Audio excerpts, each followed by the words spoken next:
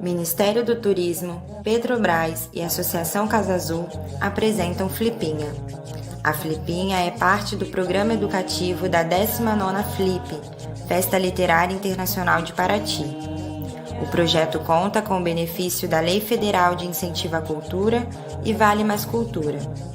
Tem patrocínio oficial do Itaú Instituto Cultural Vale, parceria da Secretaria de Cultura de Paraty e é uma concepção da Associação Casa Azul. A Flipinha tem como patrocinador oficial a Petrobras e é uma realização da Secretaria Especial da Cultura, Ministério do Turismo, Pátria Amada Brasil, Governo Federal.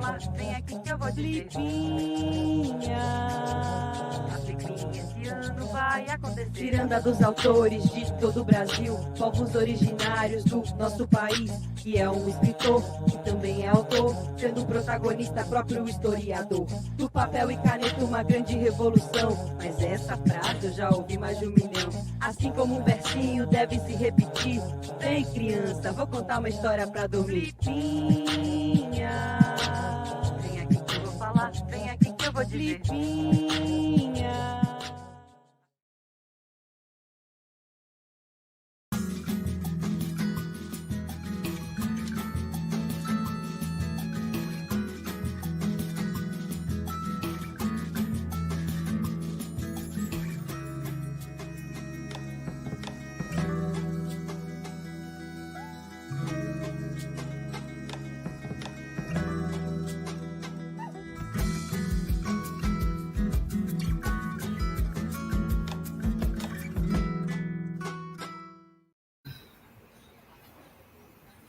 Boa tarde, bem-vindos à 8ª mesa da Flipinha, da Ciranda dos Autores, que está acontecendo esta semana. Estou feliz aqui, nos bastidores já estava o clima super gostoso. Hoje a gente começou cedo o dia com ações presenciais em Paraty, teve pés de livro, teve oficina Publix de técnicas de encadernação e artes do livro. Agora à tarde também está rolando, tanto oficina quanto pé de livro. Estão lá numa super empolgação. E eu queria agradecer a Pousada Pôr do Sol, inclusive, por ter hospedado a equipe do Publix, que está em Paraty. E avisar que hoje, depois dessa mesa, a gente ainda vai ter uma programação. Às 18h, a gente vai ter uma mesa que vira um espetáculo musical também.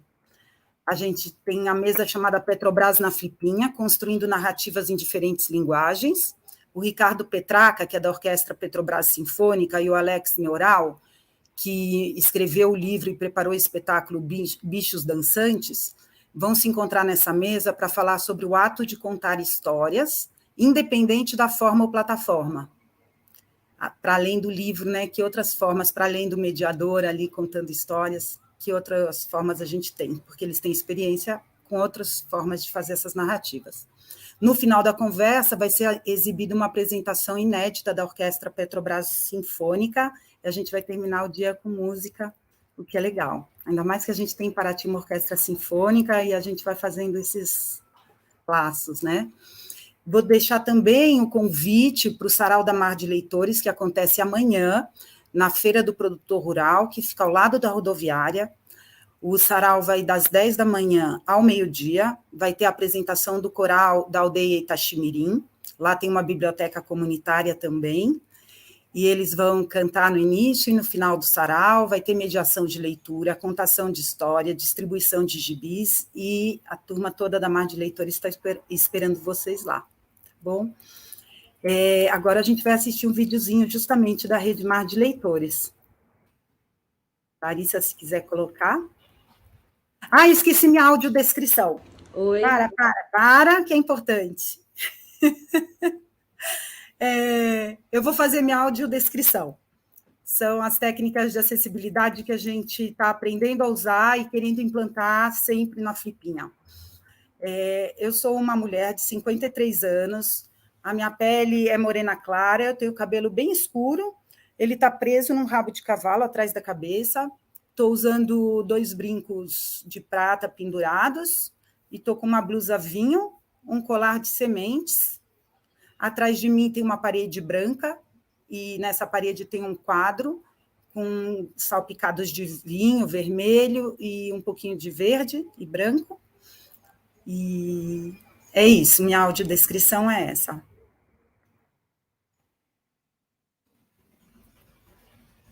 Oi, eu sou Isabela e estou aqui no Instituto Trilha da Arte e Educação, na nossa biblioteca comunitária Regina Célia Gama de Miranda.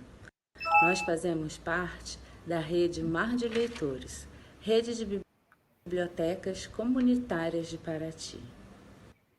O ITAI foi fundado em agosto de 1986 para atender crianças e adolescentes que ficavam nas ruas abordando os carros. Em 2012, inauguramos nossa biblioteca, que em 2017 entrou para a rede Mar de Leitores, a rede de bibliotecas comunitárias de Paraty. Desde então, nós possuímos 527 leitores cadastrados, leitores que ao longo dos anos estão utilizando e movimentando nosso espaço de leitura, participando de contação de histórias e de diversos trabalhos literários. Nós estamos localizados na comunidade do Parque da Mangueira. Nosso objetivo, enquanto biblioteca comunitária, é facilitar e garantir o acesso à leitura literária de qualidade e de interesse comunitário.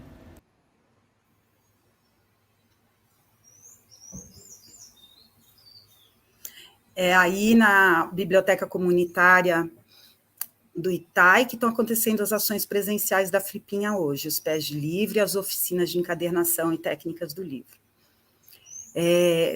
E artes do livro, sei lá.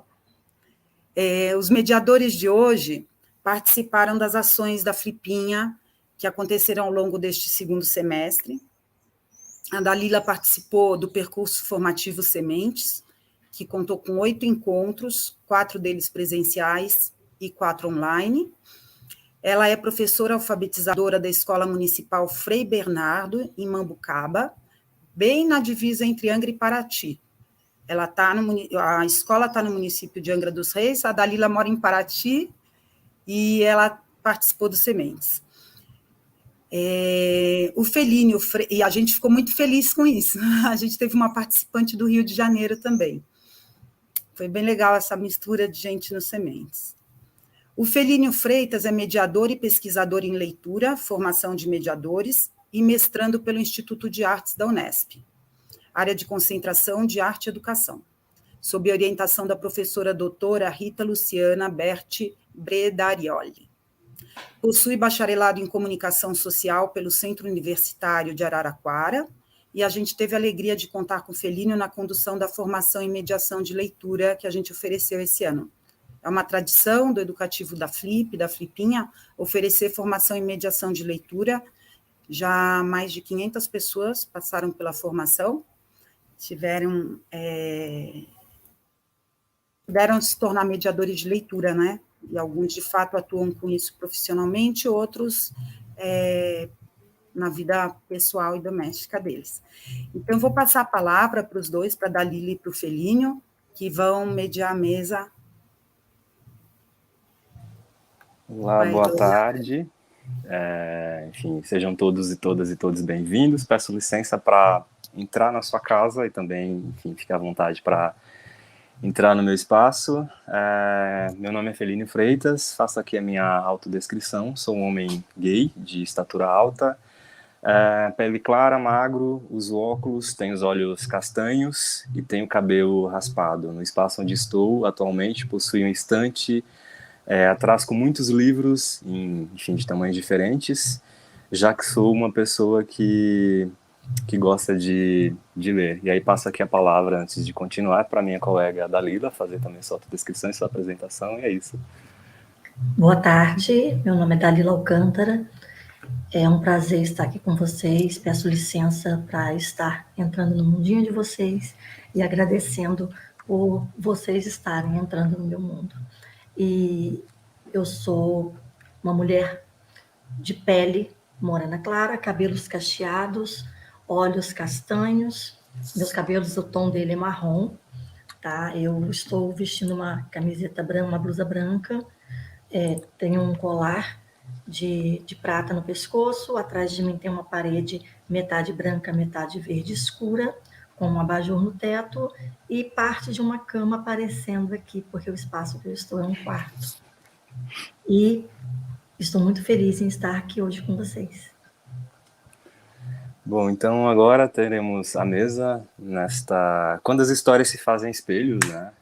Teremos a presença da baiana, Anny Gonzala, e também da Heloísa Pires de Lima. A narração de histórias vividas e de histórias de vida valorizam saberes ancestrais e possibilita a ressignificação de identidades minorizadas. Esse movimento fundamental coletiviza experiências e por isso expande os sentimentos de pertencimento, antídotos perfeitos para as práticas de invisibilização e silenciamento a que negros e indígenas são submetidos. O resultado: experiências de desconstrução de preconceitos, o que deve ser considerado fundamental nas práticas de narração, fica a pergunta. A ilustração de uma obra pode ser considerada como prática de narração? Depois retomamos e passamos estas perguntas para a Anny e também para a Heloísa. E aí, sobre as nossas convidadas aqui, a Anny Gonzala é arte educadora, nasceu em Salvador, e ilustrou a obra que eu achei linda, Pesquisa em Compreender de Presentes, principalmente agora no fim de ano, Beata, a Menina das Águas, escrita por Elaine Marcelina, lançada neste ano. E aí a falta de referência negra na literatura fez com que Gonzala buscasse seu processo criativo na autoinvestigação das memórias dos mais velhos e antepassados e da memória coletiva. A ilustradora define que a arte na sua vida vem sendo a medicina e pedagogia sobre afeto, ancestralidade, cultura, respeito à diversidade e também à natureza. Anny, seja bem-vinda aqui à nossa ciranda. Boa tarde. Boa tarde. Autodescrição. Sou negra, estou com cabelo trançado, com miçangas com miçangas, fazendo uma franja no meu rosto, uso uma camisa de botão e no fundo tem uma janela amarelo ouro. É uma honra estar aqui, agradeço pelo convite, por ter conseguido interpretar também, né, esse chamado que foi esse livro e ter dado o meu melhor, né, e foi realmente muito prazeroso ter feito essas ilustrações, porque é sobre minha realidade também, é sobre o que eu queria também ver na literatura infantil, e principalmente da menina que eu fui. Né?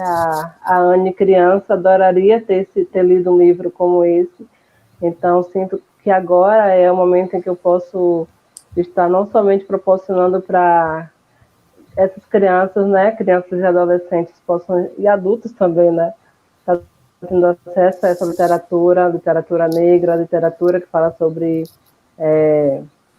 religiões de matriz africana, mas também está me agraciando com isso. Obrigado, Anny.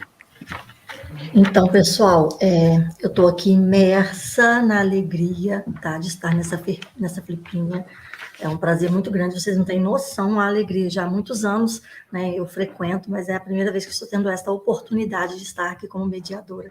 E com essas duas pessoas maravilhosas, Anny Gonzala, e também ela, a Heloísa Pires de Lima. A trajetória de Heloísa, né, no circuito editorial começou em 1995, escritora, editora e antropóloga, é mestre e doutora pela USP e pesquisa, né, representações culturais e origem africana para a infância e juventude. Como consultora, vem atuando nas esferas pública e privada e em ONGs nacionais e internacionais. Heloísa escreveu os livros Histórias da Preta e Toques do Griot, e traz nas suas pautas a importância de equalizar a origem continental africana frente às demais frente às demais nas prateleiras de livros, um desafio como escritora infantil, né? E é um prazer para nós, Heloísa, estarmos com você aqui hoje. Obrigada, Dalila. Muito obrigada, muito obrigada. E, bom, chamando a atenção para a minha descrição, né? Eu sou uma mulher negra, com cabelos de algodão, branquinhos, ou quase todo, né? Já branquinho. Isso quer dizer que eu já estou nesse mundo há bastante tempo. E atrás de mim tem uma pequena biblioteca, né, com muitos dos livros dos meus e de livros que eu estou lendo agora, ou estou olhando com atenção, com mais atenção, né, porque eu também sou pesquisadora da área. E que mais? Tem do outro lado também tem alguns livros, o fundo da parede é branca, um pequeno escritorinho que eu tenho, e eu espero que... Eu estou vestindo um vestido meio... não sei que cor é essa, meio cinza, amarronzado, com uma renda linda, assim, que eu trouxe esse vestido lá de Pernambuco, nas minhas estadias por lá, né? Então é isso, que seja uma boa tarde para nós. Muito bem-vinda, Luísa. Bom, quero agradecer aqui, acho que registrar, na verdade, a presença, enfim, dos dois intérpretes de Libras, o Ednilson e a Paula. E aí, seguindo aqui, quando eu recebi o convite para fazer a mediação dessa mesa e eu vi o nome, eu fiquei pensando em algumas questões, assim, que acho que eu vou deixar aqui a provocação, que depois eu sei que Heloísa fará algumas costuras, um padê de palavras aqui, fazendo, enfim, algumas costuras poéticas e provocações também sobre o tema da mesa, né? A mesa, quando as histórias se fazem espelhos, né? Falar em espelho, pelo menos acho que foi a leitura que eu fiz e pensei, né? É a gente pensar no ato de ver, enfim, de enxergar e nesse sentir ou ver, enfim, enxergar o outro ou a outra, né? E daí eu corri ali no dicionário, falei, deixa eu ver quais as definições sobre o ato de ver, né? E diz assim, ó, fixar os olhos em alguém, algo em si mesmo, encarar-se mutuamente, contemplar-se, fitar-se, mirar-se, daí segue. Porém, o contrário desse olhar, né? Que acho que depois a gente vai discutir também algumas questões aqui, seria o contrário. Seria a desatenção, a omissão, o descuido, o esquecimento, até mesmo a questão da negligência. E dentro também desse olhar aqui, eu pensei na Bell Hooks, naquele texto O Olhar Opositor, a espectadora negra, que ela diz o seguinte, né? Que, ou seja, um olhar que provoca e que pensa também. A Bell diz o seguinte, eu não vou só olhar, eu quero que o meu olhar mude a realidade, ou seja, um olhar enquanto espaço de existência. E aí, meninas Anne e Heloísa, né? Eu queria perguntar para vocês o seguinte, para a gente voltar um pouquinho nas memórias de vocês, quais as leituras que vocês realizavam, enfim, quando criança, né? O que vocês liam, e aqui já pegando essa metáfora desse espelho, né? O que essas leituras refletiam, assim, como que hoje vocês miram, vocês veem essa leitura, e daí eu passo o bastão da palavra para Heloísa. Ah, tá. Obrigada. Bom, eu achei o título da mesa tão lindo que eu acabei construindo uma sequência, então eu vou ler um trecho do que eu escrevi, que está na apresentação de uma das minhas obras, né? Podia até colocar o data show para acompanhar, mas enquanto isso eu vou lendo. Os rios são como gente, nascem olho d'água, depois andam rebolando para lá e para cá, ou zigue-zagueando ondas divertidas, correm, escorregam, também se revoltam, e muitos dão saltos loucos em pequenas e enormes quedas. Mas tem a hora que o rio fica parado, imóvel, quietinho. É quando a superfície vira um espelho cristalino. O mundo do debaixo d'água e o de cima dele, até além das nuvens, estrelas e luas, se refletem, Assim, o alto e as profundezas parecem dormir e sonhar. Mas um barco com um pescador dentro dele pode girar o espelho para o lado. Nas margens do rio habitam muitas histórias, todas em busca de espelhos. O pescador consegue, assim, espelhá-las e espalhá-las durante esse navegar. Dessa vez, ele atravessa as águas africanas do rio Níger. Esse é um trecho do Espelho Dourado, que é uma das obras, né, minha, nessa ilustração belíssima do Luiz Lira, que é um ilustrador negro, né, que eu conheci há pouco tempo. Essa é a segunda versão, mas tem outra versão que é de 2003, que se desse para mostrar só a ilustração, que é o próximo slide, né? Que aí as ilustrações são da Thaísa Borges, mas isso só para introduzir que essa questão do espelho, ela é muito antiga para mim, né? E eu não quero ver, né, trabalhar essa noção do espelho apenas como o Narciso que olha para si, né? Então eu preciso desse modelo, né, de mim.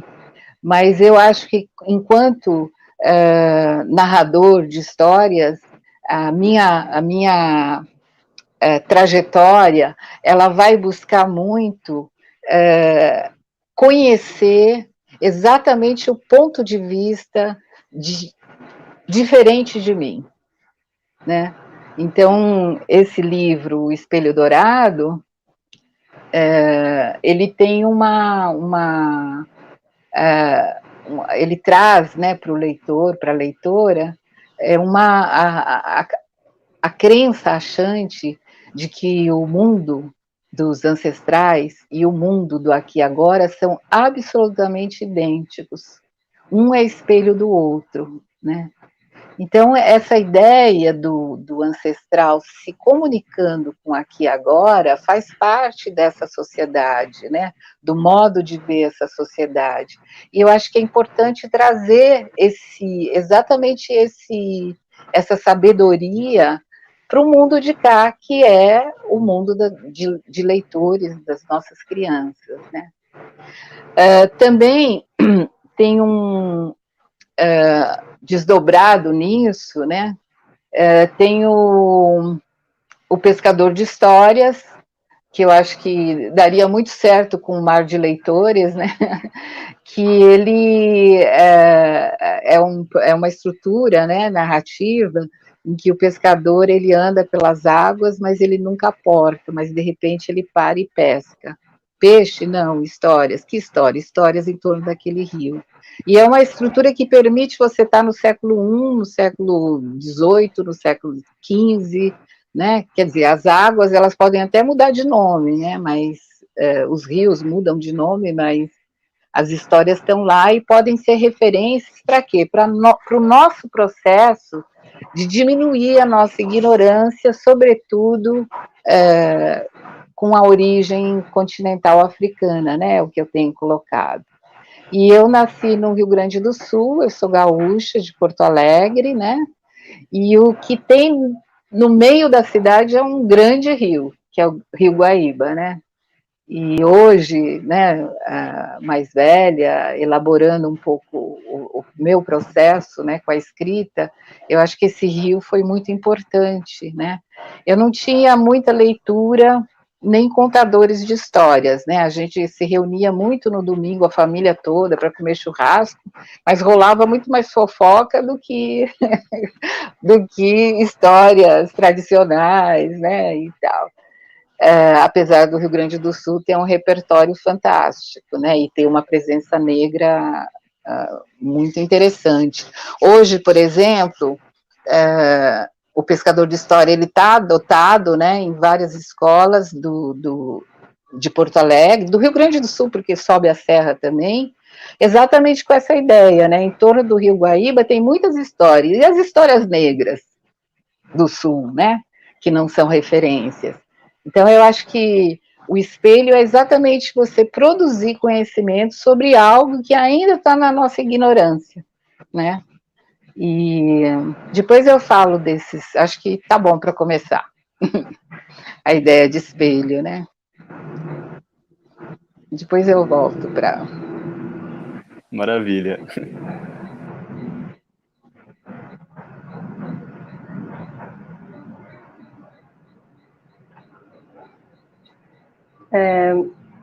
Sobre os livros, né, da infância, eu comecei a ler A Turma da Mônica, como muitos da minha geração começaram lendo Turma da Mônica, né, Maurício de Souza.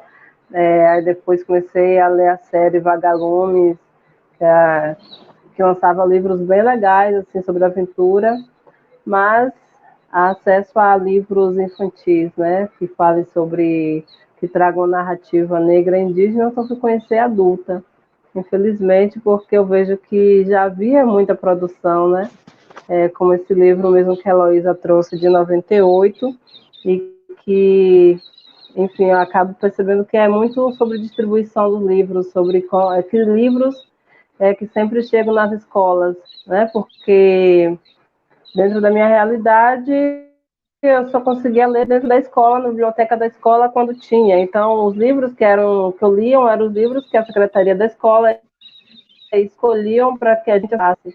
E não tinha livro sobre nem pessoas negras, nem indígenas, nem criança negra, nem indígena. E quando encontrava, eram narrativas muito pesadas sobre a criança que vivia na rua, muito, muito violentas, né? Histórias muito violentas e tristes. Não tinha histórias de criança negra que descobria algo, ou que fazia algo incrível, era sempre muito triste. Mas, de alguma forma, foi importante ter acesso à leitura, porque ler na infância, né, nos permite dar os primeiros voos, né, antes da gente poder, ajuda também nos processos de criar, né, da gente desenvolver nossa própria narrativa, também lendo outras, né, até mesmo para contrapor e pensar, não, eu estou na Bahia, não estou no Sudeste, então como é que seria aqui? O que é que eu estaria comendo no almoço? Né? Então, pensar também nossa realidade através das outras histórias.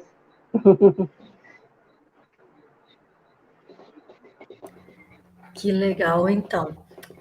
Anne e Heloísa, ambas, né, as duas personagens protagonistas na trajetória do ativismo, do antirracismo, ambas conscientes da necessidade da presença e de representatividade negra, né, na arte, na literatura, na realidade cotidiana. Qual a importância para vocês, escritora e ilustradora, da presença de personagens negros como protagonistas nos livros infantis e juvenis? Começo por você, Anne. É sobre espelho. É muito sobre o que é o tema dessa mesa, né? É importante que as crianças elas se vejam, para elas saberem que elas também podem ser autoras, não coadjuvantes das histórias, né? É importante elas saberem que elas podem ser o personagem principal, de que a sua vida, a sua cultura, de que a vida das crianças negras, né, que a narrativa das crianças negras também são importantes, né? E psicologicamente falando, né, traz um outro lugar de reconhecimento, de ter uma autoestima, saber que, nossa, eu estou lendo um livro de um personagem que se parece comigo, que o pai e a mãe se parecem comigo, fala sobre o meu tipo de cabelo, ela tem um tom da minha pele, então cria uma outra relação de afinidade, né, de auto-amor e de amor também pela literatura, que creio eu, né, que muito dessa versão também de muitas crianças não gostarem de ler porque elas não se enxergam no que estão lendo, né, porque elas não conseguem trazer isso para a sua própria intimidade, para a sua própria realidade, né, para a sua forma de ver o mundo cá fora. E a literatura ela tem que ser reflexo de quem somos, né, de como de como somos criados, de como somos, de como lidando com a vida. Estou um pouco nervosa, desculpa. Mas é isso, né? Tem que ser reflexo de quem somos. Que bacana. E para você, Heloísa? Qual a importância para você? Eu emendo com a Anne, eu acho que eu tenho trabalhado muito uma noção agora, né, assim, mais próxima no tempo, que é a noção de afrobibliodiversidade. Isso quer dizer o quê? Que negros são muito diferentes, eles têm histórias muito diferentes, né? E eu tenho a minha história que sai lá do Rio Grande do Sul. Eu venho com 9 anos para São Paulo, né? E com a minha família, né? O meu pai foi transferido para cá, e lá eu estudava em colégio de freira, então eu só lia história de santo. Que eu adoro até hoje, né? Eu não posso ver uma história de santos que eu vou... já me interessa, né? Fui completamente colonizada, né?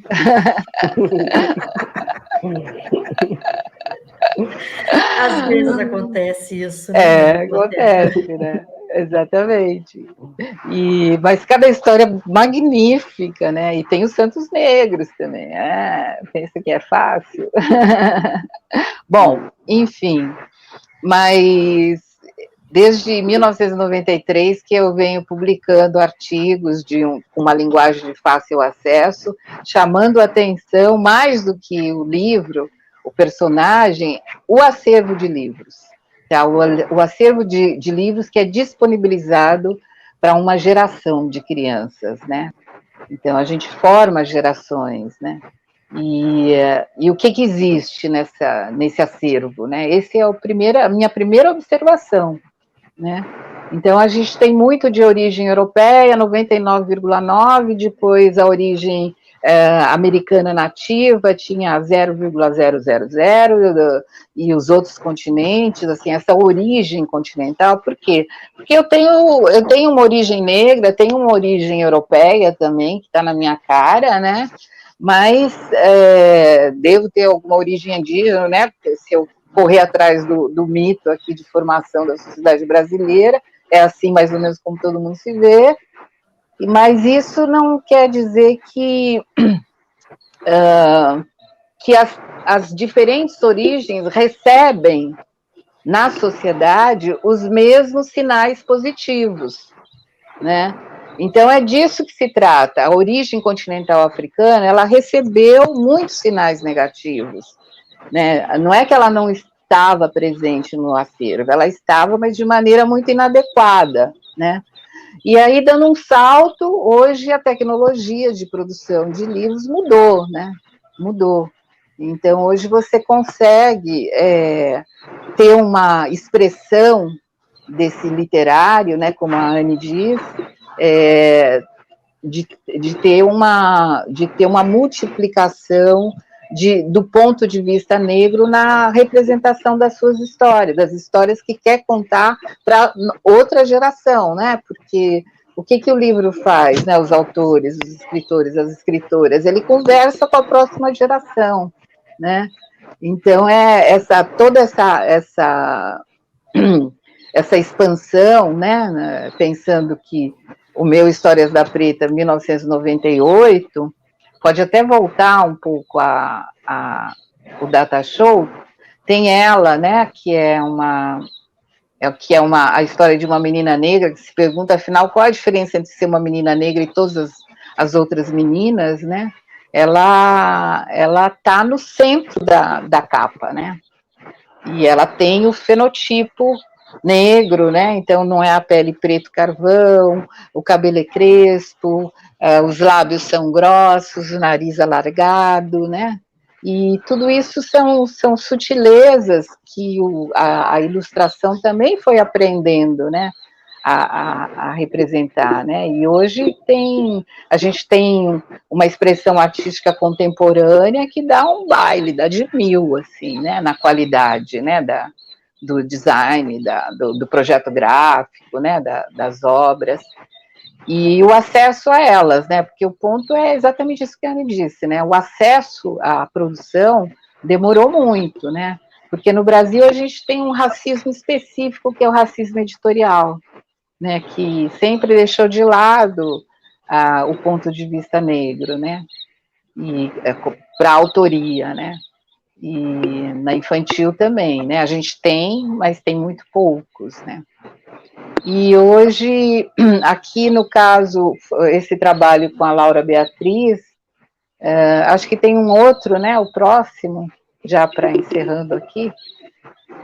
A semente que veio da África também foi um momento importante na minha trajetória, porque ao invés de falar de África, só dessa origem continental africana, eu descobri como é importante conversar diretamente com as Áfricas, né? Então, o convite para o Mário Lemos, que é de Moçambique, o Jorge Neca, que é da Costa do Marfim, a Veronique Tádio, que mora na África do Sul, né? Ela é ganense, mas mora na África do Sul. Todo mundo vai falar de uma mesma planta. E a planta vai mudando de nome, dependendo do lugar, ela é embondeiro, depois ela é baobá, no Brasil ela é Maria Gorda, né? E os jogos lógico-matemáticos a partir do fruto são diferentes, dependendo do lugar onde nasce, onde ela brota, né? Os provérbios, né? A sabedoria é como o tronco de um bondeiro, sozinho ninguém consegue abraçá-lo. É um jeito de você trazer toda a riqueza cultural que tem no continente, né? Então, o blá blá blá da África como perdedora social, ele só consegue sair disso se diminuir a nossa ignorância. Nós que somos ignorantes em relação à riqueza cultural que tem, né, lá.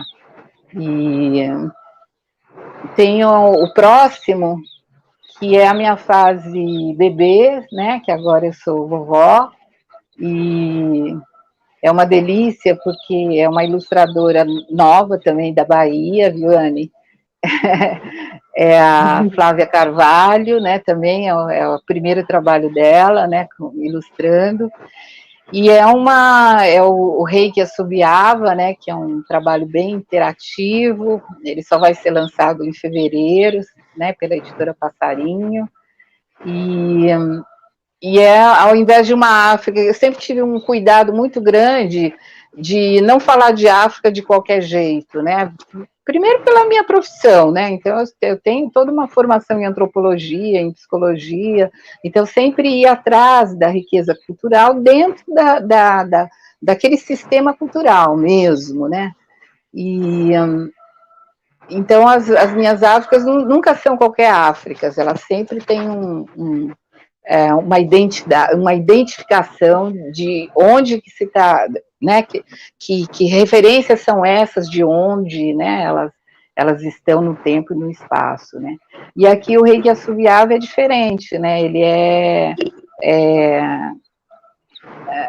com a Flávia, né, então a gente trabalhou muito uma África onírica, né, na linguagem dos mitos, né, então você pode encontrar ali o Adinkra, você vai encontrar o desenho das rupestres que existem nas cavernas do continente, uma expressão contemporânea, uma expressão tiwara, né?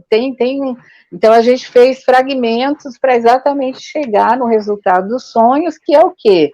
É uma forma de, desde bebê, você já encontrar uma referência positiva a essa origem. A história é universal, mas a referência, ela pode ter esse véu, né?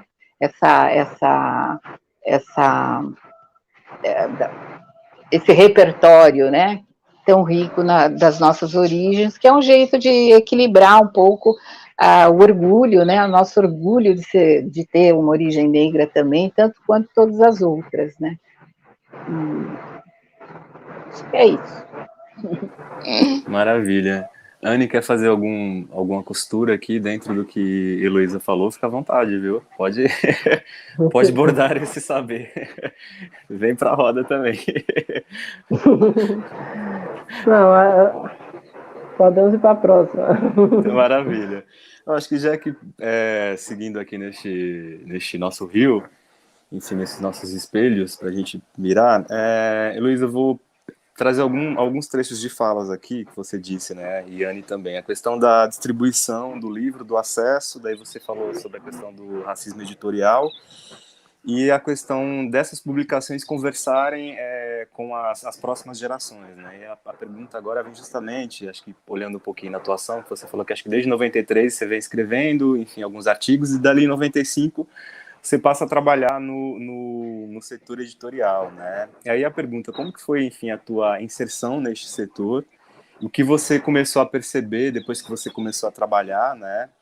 E acho que a gente tem alguns marcos aqui no Brasil que nos ajudam e nos auxiliam, por exemplo, a pensar sobre essa questão dos saberes, enfim, produções, e também da valorização. Tá passando um carro de som aqui na minha rua, gente. Isso é pandemia, veja bem. E também valorização e reposicionamento, né, da questão, enfim, da cultura negra e da cultura, enfim, dos povos originários, com a Lei 10.639 de 2003, depois a Lei 11.645 de 2008, né? Aí, já que para finalizar e passar a bola para ti, no livro Histórias da Preta, você diz o seguinte, abre aspas, né?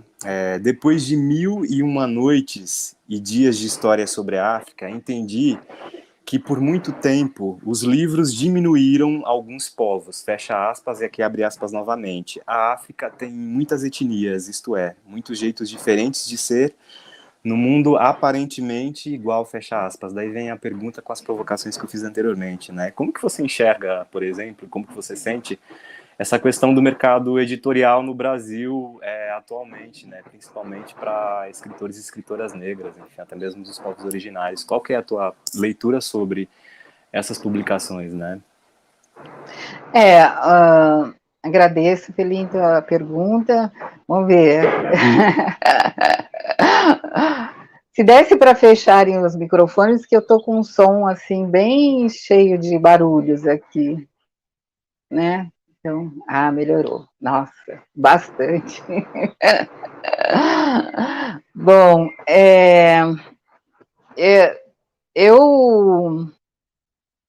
mudou completamente, né? Quer dizer, o acesso à produção, a tecnologia mudou, né? Hoje em dia você tem o jeito de fazer livro hoje é diferente de 3 anos atrás, que é diferente de 30 anos atrás, né? É muito diferente, né? Então, hoje você tem essa abertura, né, para o fazer literário, ele tem uma história também que passa pela pedagogia, né? O acesso aos livros, às bibliotecas, aos programas de governo. Então eu vou falar um pouco de políticas públicas, né, relacionadas ao livro, e a parte comercial como um setor industrial, né, quer dizer, as editoras são indústrias, né, e elas produzem, só que isso cruza com a educação, né, e a educação e o direito à expressão literária, ela é muito maior do que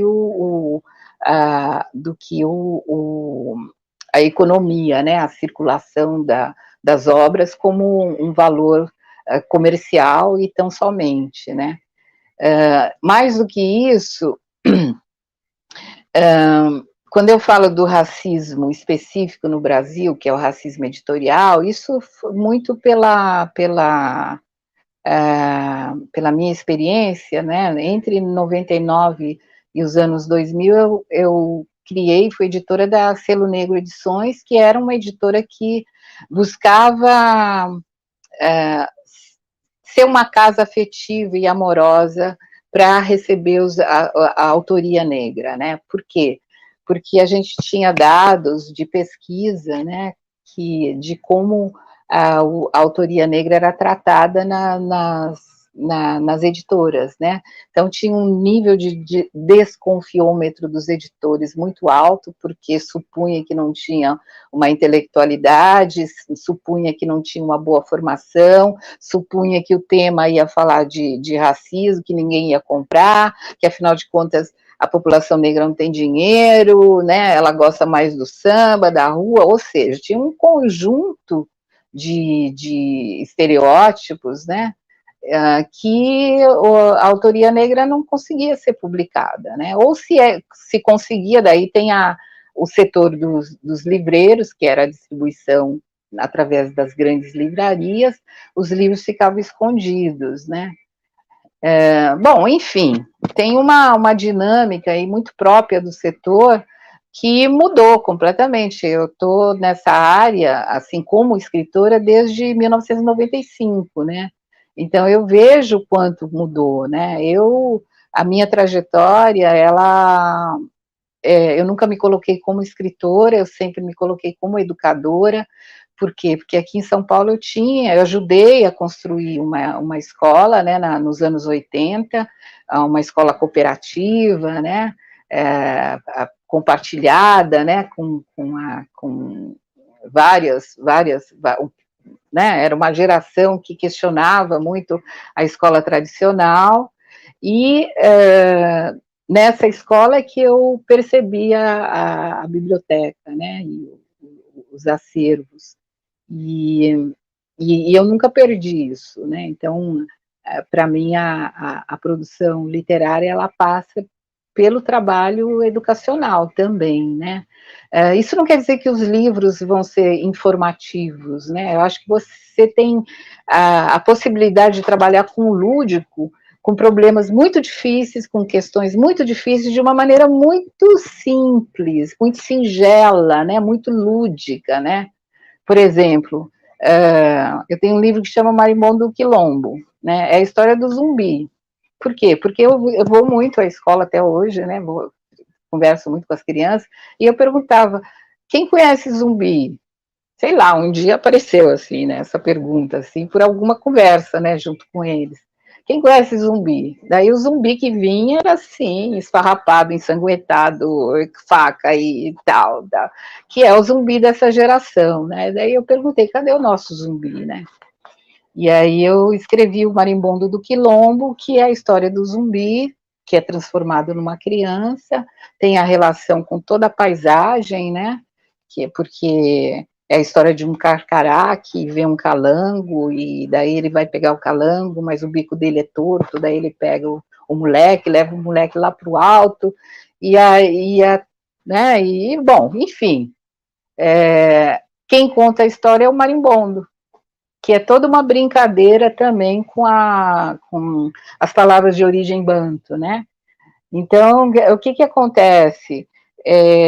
Desde o Histórias da Preta, como você não tinha uma literatura, é lógico que você tem autores fantásticos, tem o Joel Rufino, que também abriu, né? Cada um foi abrindo, né?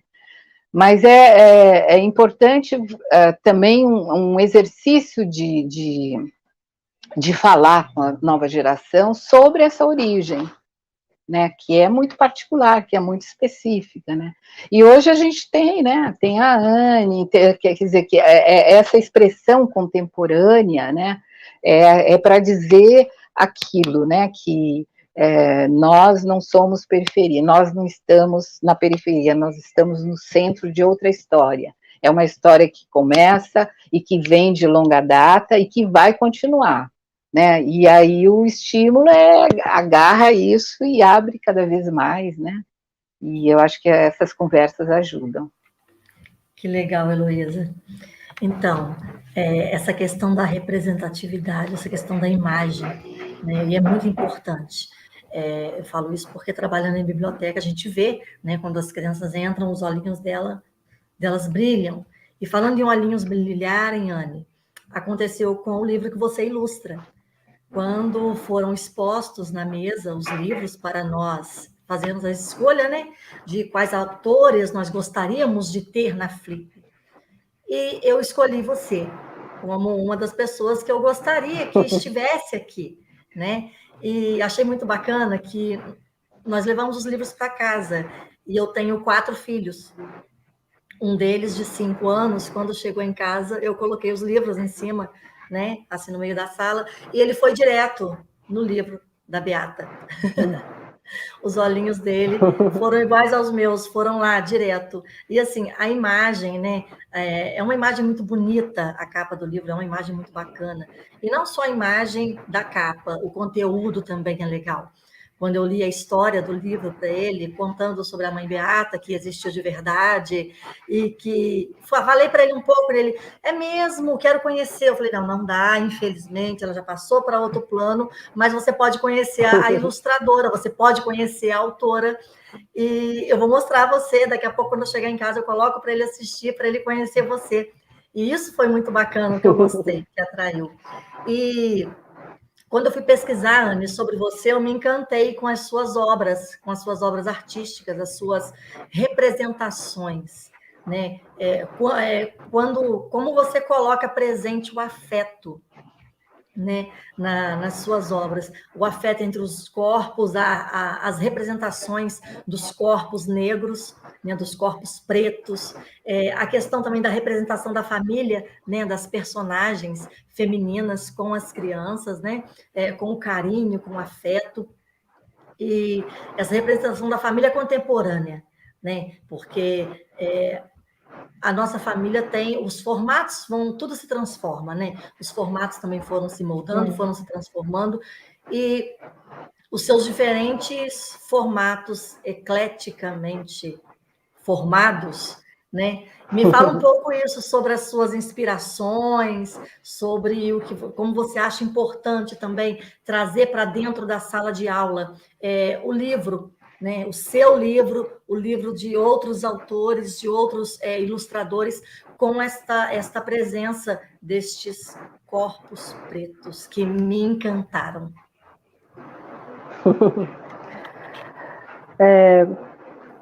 Eu cresci em uma família, digamos, disfuncional, evangélica, e onde o afeto nunca foi um tema, né? Então, por isso que o afeto, para mim, é algo muito importante, não por ser algo que a gente hoje, né, nessa geração, nós como pessoas negras, estamos buscando enquanto algo político, uma afirmação política, a afirmação de que nós também amamos e sentimos muito, né, e podemos criar a partir daí e também nos curar, mas é uma forma de semear essa linguagem, né, essa linguagem do amor, porque a gente é muito do que a gente vê, né? A gente que trabalha com imagem, a gente sabe o poder que uma imagem tem, né? De educar, de moldar, de trazer outros pensamentos, né? Pode ir passando as imagens, por favor, produção. Essa daqui é uma das ilustrações do livro, né, da menina Beata, porque fala muito também comigo de como a gente sente, né, as águas nos abraçando, que pode ser algo também de maneira muito metafórica, mas a natureza, ela é viva. Estava conversando hoje com minha amiga Keila Sankofa, e ela falando como a água, né, a água ela é vida, ela cria e também ela está viva o tempo todo, né? Então, a gente fala muito sobre a energia da água e desconectamos muito dessa força, né, dessa força vital, que é a natureza que está aí o tempo todo. E eu quero realmente, através da arte, poder nascer como mãe Beata em vida, né? Ela foi uma grande ativista, ambientalista, né? Trazer sempre a questão do meio ambiente, da importância da gente retornar para o meio ambiente, da atenção às questões ambientais, né? É importante também nos entender enquanto pessoas, enquanto humanidade, sem esquecer que somos parte de um todo, que estamos em um planeta com outros seres vivos, né? Com outros seres que a gente precisa cuidar. E daí eu trago essa relação, né? Seja com a água, com o peixe, com a árvore, mas da gente poder se encontrar e se ver como um todo mesmo, né? Essa também é uma ilustração que eu gosto muito, porque é um momento muito especial da história, né? Uma história em que ela percebe, é como ela sabe que ela tem uma missão pela frente, uma missão espiritual, é quando um peixe pula no colo dela, E é muito lindo, né? Muito, muito mágico. Então, foi também ser guiada pela narrativa, né, da Elaine Marcelina e tentar captar o que é que ela pensou sobre isso, o que é que essa menina beata deveria estar sentindo. Esse aqui é outro livro que ainda não foi publicado, mas é sobre uma menina e sua relação com a primeira menstruação. Uma menina preta e sua relação com a primeira menstruação, e como Oxum, né, que é a entidade das águas, dos líquidos, da fertilidade, vai se encontrar com ela, vai acalmá-la e falar, está tudo bem, vamos lá. Então, sempre encontrando formas mais lúdicas, né, oníricas também, de poder estar trazendo narrativas sobre nós mesmos, né, para as crianças, e mostrar que há essa linguagem também, que nem sempre precisa ser de uma forma dura, né, mas poder aprender e se enxergar com afeto nas imagens, nas histórias. Muito Aqui bacana. Encantador. Sua ilustração, ela simplesmente prende, né? Enfim, eu conheci, na verdade, tive acesso ao Beata, né, a Menina das Águas, essa semana. E aí, enfim, durante a leitura, acho que até comentei com Dalila, né, a gente teve, enfim, algumas sensações parecidas, e o pessoal também está colocando, acho que aqui nas mensagens. Existe uma sensibilidade gigante, bonita, sensível entre ilustrações, textos. Daí acho que eu também já encontro isso na obra de Heloísa, né, Capulana, Um Pano Estampado de Histórias, né, que é aquele casamento que você fala, uau, o que é isso, né, que literalmente o leitor, o autor e a ilustradora pega esse leitor e a leitora pela mão e coloca dentro dessa história, né? Você passa a viver essa história, assim. Acho que foi a sensação que eu tive quando eu li Beata e Capuana também. A sensação, acho que quando eu li Beata, nessa semana, depois até mandei uma mensagem para a Elaine, era como se Mãe Beata estivesse dialogando comigo, contando a sua própria história por meio do texto, enfim, de Elaine, por meio das suas ilustrações, né? Acho que eu fiquei encantado justamente por essa poética, por essa força, né? Enfim, por esse olhar sensível para pessoas que são tão importantes como, enfim, como Mãe Beata, ou até mesmo saberes que estão no nosso dia a dia. E aí, acho que é que eu trago a próxima pergunta para a Heloísa. Dalila, tem comentários aí no nosso bate-papo, que eu tô vendo que tá piscando aqui. Como eu tô com o celular, eu não consigo visualizar o que tem surgido aí, que eu vi que o pessoal tem colocado alguns comentários aqui no YouTube. Então, o Luiz Felipe tem uma pergunta aqui, né, do chat da Suzana Fernandes, né? As narrativas da literatura negra têm por excelência de ser espelhos para os leitores afrodescendentes?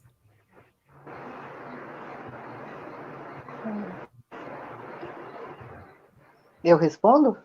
É isso? Ambas podem responder. Eu não entendi a pergunta, por favor. Deixa eu repetir. As narrativas da literatura negra têm por excelência que ser espelhos para os leitores afrodescendentes? Pode falar, Heloísa, desculpa. Tá bom, obrigada. Lindo o teu trabalho, viu, Anny? Lindo, lindo, lindo. Muito grata. Bom, eu acho que o literário, ele tem uma... Ele é mágico no sentido de levar a percepção de mundo, né? Então, tem uma relação mais direta, que é de eu me ver, lógico, né? A representação de uma mulher negra idosa, de uma mulher negra menina, de um homem negro, né? Então, eu vou identificando todos os sinais que tem naquela representação. E o que aconteceu na história do Brasil, para além da representação, a representatividade, que é o ponto de vista, aquele ângulo, né, o ângulo da Anny, o ângulo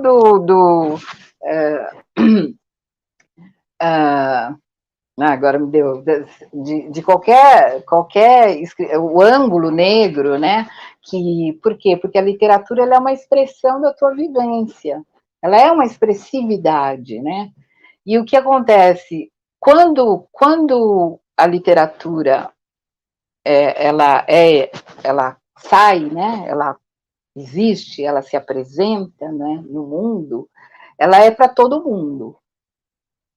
Ela é para todo mundo, né? O que acontecia nos acervos é que essa referência negra ela era absolutamente invisível. Então, está faltando mundo aí, né? A literatura é uma janela para o mundo, está faltando mundo aí. Enquanto repertório, enquanto ponto de vista, enquanto expressividade negra, enquanto ângulo, né? Enquanto acesso, né, a essa produção. Isso de uma maneira racional. Agora, o literário, ele tem exatamente essa que eu digo que é magia, né? De mostrar para gente, né, quando você está lendo, de mostrar, de tocar você em algum ponto que te faz elaborar emocionalmente algo, né, que está lá dentro e que você não tinha nem sequer percebido, né? Essa a arte faz isso, né? A expressão artística ela faz isso, né? Mais do que né, a lógica, né, racional que nos coloca no mundo, né? O artístico ele exatamente ele sensibiliza a percepção sem passar necessariamente por uma lógica, né? Ele vai direto, né? São chaves emocionais que vão trabalhar com, né, com todos quem tem acesso, né? E eu também acho que cada obra ela tem o seu leitor. E o leitor, ele não vai ler exatamente aquilo que a gente quis fazer, né? Ele vai criar toda uma interpretação daquilo através de um ângulo, pode ler muito melhor do que você aquele trabalho, né? Né, todos nós sabemos que isso acontece, né? Como qualquer expressão artística, né? Então tem um quê de universal, isso para dizer o quê? Que tem um quê de universal, mas ao mesmo tempo sempre tem uma história particular que se manifesta em relação a essa questão universal, né? Concordo com a Heloísa. E a gente pensar também que somos muito múltiplas e diversas, né? Eu agora estou aqui em Manaus e estou conhecendo muitas pessoas negras nascidas aqui e contando histórias que eu nunca ouvi, né? Histórias que eu nunca sequer imaginei, porque há uma narrativa oficial de que aqui no norte a maior população é indígena e que não existe gente negra, assim como no sul, né, Heloísa? Falam muito que no sul não tem gente negra e sempre querem colocar as pessoas negras todas na Bahia, em São Paulo, no Rio, mas há esse apagamento de multiplicidade de pessoas negras no Brasil, né? Então, imagine que uma pessoa negra nascida aqui, ela vai ter uma narrativa muito diferente de uma pessoa negra nascida em Cuiabá, nascida em Curitiba, nascida em Salvador.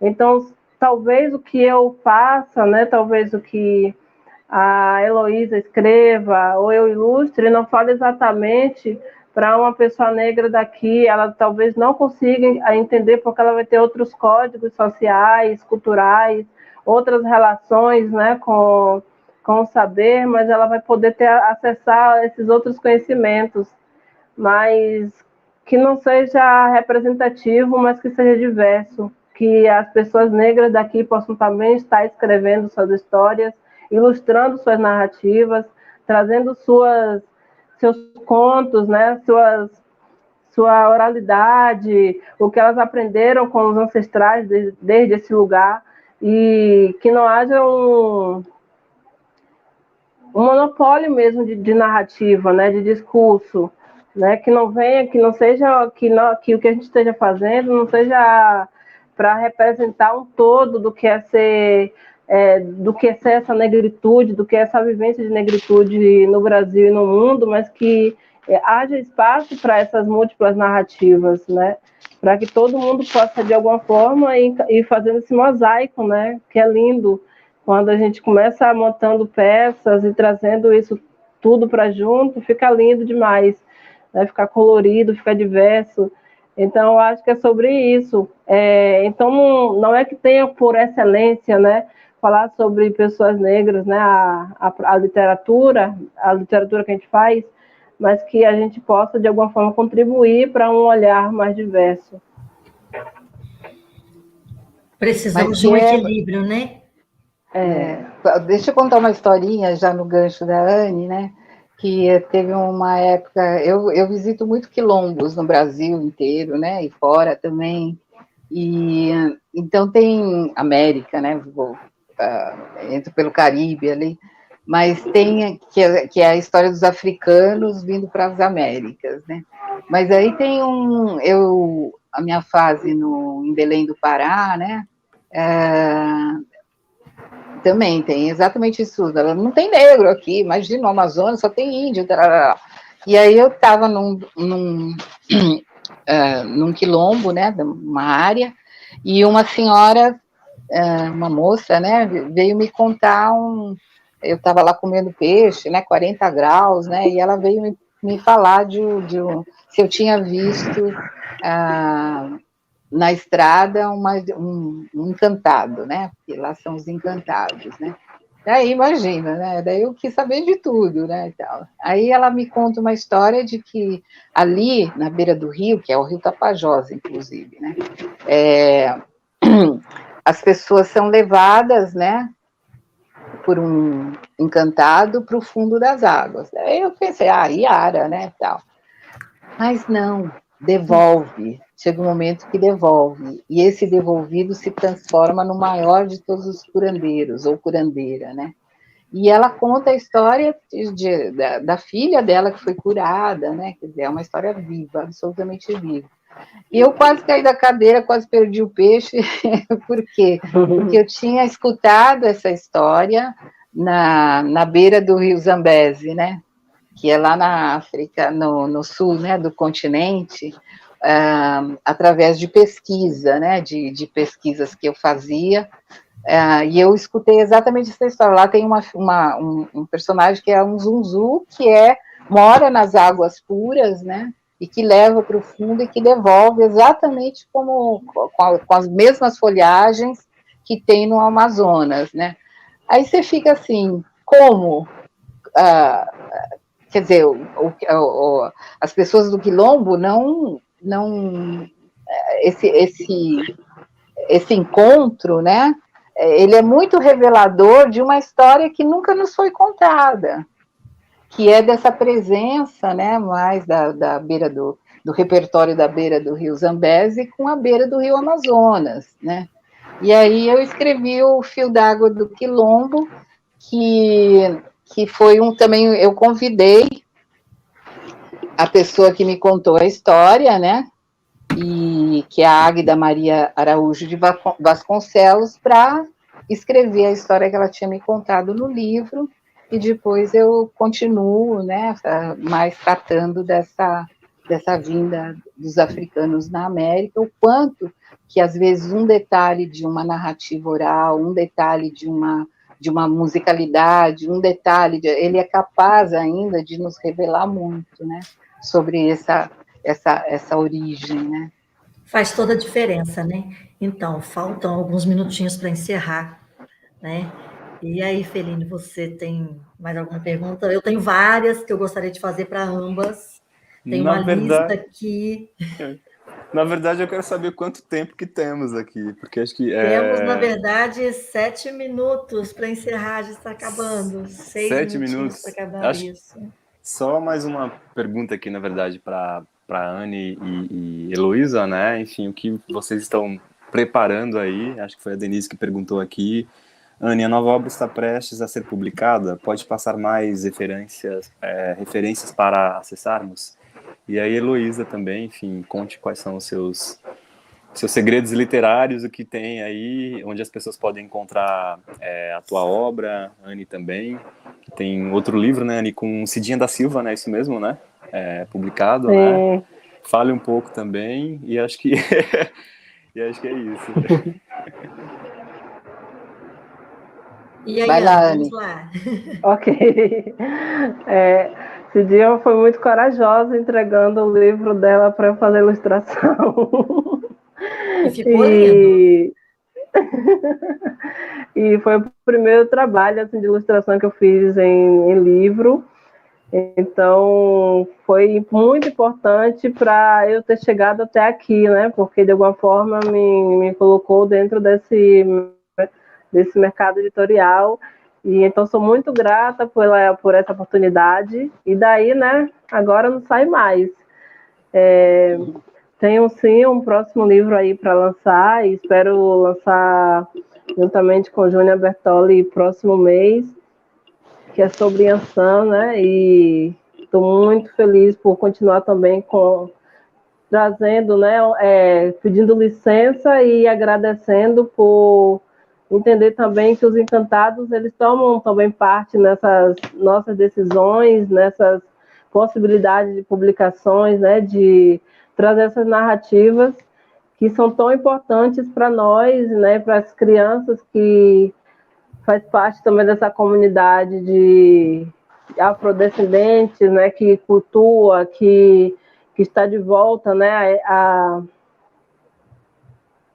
esse processo mesmo de entender essa ancestralidade espiritual também. Então, Que bacana, né? E é um livro infanto-juvenil, então fico mais feliz ainda porque ainda é um público que ainda está... Agora quem está podendo fazer esse tipo de coisa também, né? Trazer a orixalidade para esse público, trazendo essas outras narrativas, mostrar a magia mesmo dos encantados, né? De uma forma, através de nós mesmos, né? Através do que a gente sente e expressa. Que bom, que legal. E aí você, Heloísa? Tem o Rei que Assoviava, né, que está saindo agora no começo do ano. Tem o Espelho Dourado nessa segunda edição, e que também trabalha... ele vai ser tão bonito quanto o primeiro, né, porque é uma ostentação, né, então é o povo do ouro, então o papel também, né. Olha, que lindo. E tem uma seção que chama Brinca-África, que nessa nova sessão, nessa nova edição, foi mantido, ficou até muito melhor, que a gente revisou, que é um jeito também da criança, além de escrever no espelho, de ter uma interação, ela tem um mergulho na África, que é uma forma de também alcançar o mediador da leitura, né? Porque a história da África a gente tem há muito pouco tempo no Brasil, né? E tem outro também, falando em espelho, que chama a Cara de Espelho, né? Que é a história de um personagem que, quando nasceu, a pele era tão lustrosa que quem dele se aproximava enxergava apenas a própria imagem, né? E aí a história segue, né? Segue por aí. E também é infantil, e... não sei, tô fazendo muita coisa, mas acho que é isso, assim, fechando a mesa do espelho, acho que a gente... Mas muito obrigada, prazer enorme conhecer a Anne, e agradeço, acho que a construção tem uma amorosidade também, né, assim, da Flipinha, e dou um parabéns para todo mundo e um agradecimento à equipe toda aí, que está nos bastidores, né, fazendo a coisa acontecer. Muito grata, Heloísa, por vir muito antes, né, já abrindo espaço para que eu, inclusive, chegue aqui. Então, muito grata, Filipinha, pela possibilidade, né, pela oportunidade de estar compartilhando um pouco, e a toda essa produção que está por trás, né, da cortina aqui trabalhando para que a gente possa estar falando agora, incluindo, né, a galera das Libras. Olha, aqui no no YouTube só elogios. Aí o pessoal da Flipinha também comentou da Flip, ó, a Flip te ama, Heloísa. É muito bom ter você na Flipinha. Daí depois só elogios pedindo para a mesa não acabar. Daí teve a Chelsea Nissualo, perdão se eu estou pronunciando, enfim, o seu nome erroneamente. Ela fala assim: gratidão, Anne, por seu trabalho. Enquanto negra do continente, poder me espelhar em suas artes é um presente, uma viagem em memórias ancestrais. E aí tem pessoas pedindo mais, queremos mais, então vocês podem continuar com Heloísa e com Anne, presenteando seus amigos e familiares, filhos e filhas e colegas e amigos educadores com as obras, que a gente pode levar, enfim, por coração pro resto da vida e repassar essas histórias, enfim, que elas partejaram amorosamente, né? E acho que aqui agradeço muito toda a equipe da Flip pelo acolhimento, desde quando eu fiz a formação e também para o convite para essa mesa. Porque acho que precisamos criar raízes sensíveis e para o sensível neste país em que vivemos, enfim, em que estamos vivendo atualmente, principalmente neste momento. Agradeço a Belita, ao Luiz, as Clarissas, as duas Clarissas, enfim, a Adriana, a Denise também, e aos intérpretes, o Ednilson e a Paula aqui pela companhia. Agradeço a Dalila pela, enfim, condução generosa e por essa partilha também, enfim, por essa divisão aqui da mediação. A Anne e a Heloísa, enfim, pelas histórias contadas, partilhadas, enfim, pelo afeto, pela sensibilidade, pela caminhada também. Vida longa, saúde ao ori de vocês duas. Achei. E, Dalila, é contigo agora. Passo o bastão da palavra. Então, Meninas, mais alguma coisa? Antes da gente finalizar e cada um seguir o seu caminho aqui na encruzilhada trilhada por Exu. eu agradeço a todos, que você já falou o nome de todos, eu não me lembro, a lista é muito grande, o tempo é curto, mas como você já citou o nome de todo mundo, muito obrigada a todos. Foi um prazer, Heloísa, Anne, é um presente ter as obras de vocês, ter acesso, né, a esse material maravilhoso que vocês produzem. Eu fico muito feliz, né, em poder partilhar a obra de vocês com os alunos, tá? Saibam que eu quero mais de vocês na biblioteca em que eu trabalho, quero mais de vocês para eu poder contar para os meus alunos, né? E isso é muito legal. Então, muito obrigada a todos. A gente encerra por aqui. Eu já chamo vocês para amanhã, tá? Nós temos uma próxima mesa amanhã, às 9h30 da manhã, chamada Um Livro de Arte em Icarajá nas Escolas Indígenas. Então, assim, só o nome já chama a nossa atenção, né? Muito obrigada a todos e fiquem na paz. Tchau, gente. Beijos. Beijo. Ciranda dos autores de todo o Brasil, povos originários do nosso país, que é um escritor, que também é autor, sendo protagonista próprio historiador. Do papel e caneta uma grande revolução, mas essa frase eu já ouvi mais de 1 milhão. Assim como um versinho deve se repetir. Vem, criança, vou contar uma história pra dormir. Flipinha, vem aqui que eu vou falar, vem aqui que eu vou dizer. Flipinha, a Flipinha esse ano vai acontecer. Flipinha, vem aqui que eu vou falar, vem aqui que eu vou dizer. Flipinha.